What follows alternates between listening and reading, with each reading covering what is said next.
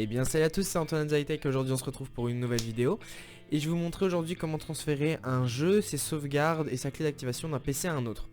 Donc en premier lieu on va devoir copier le jeu de l'éditeur. Donc vous allez pour ça aller dans le disque local, programme file x86 et vous choisissez votre jeu. Donc moi ça sera Euro Truck Simulator, vous faites copier, vous allez dans votre clé et vous le collez. Voilà, donc la copie est terminée. Vous allez juste le renommer, vous allez comprendre pourquoi après. Vous gardez le nom, mais vous allez juste mettre entre parenthèses un petit 1 pour savoir que c'est le fichier de l'éditeur. Ensuite, il va falloir copier les fichiers de sauvegarde du jeu. Donc pour ça, vous allez aller dans votre disque local, utilisateur. Donc moi, ça sera mon compte, donc là c'est Antoine, mais vous aurez votre nom de compte, document. Et là, j'ai aussi un fichier Euro Truck Simulator. Donc celui-là, vous allez le prendre et vous allez faire prendre, voilà, copier, et vous le copiez aussi dans votre clé USB pour faire le et vous collez. Donc là il va me transférer le jeu. Donc voilà, donc là vous voyez, donc ça c'est mon fichier éditeur, et là vous allez aussi le renommer en mettant un petit 2.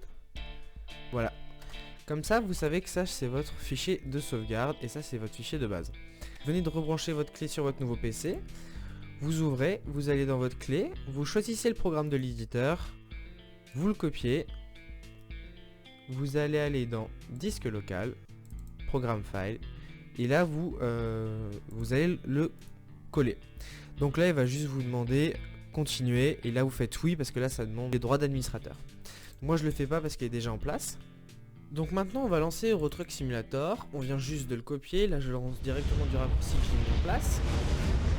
Je vais lancer le jeu, et vous allez voir qu'il va me demander la clé d'activation, et je n'aurai aucune sauvegarde parce que je viens juste de copier le jeu, juste le fichier éditeur, donc je n'ai strictement rien.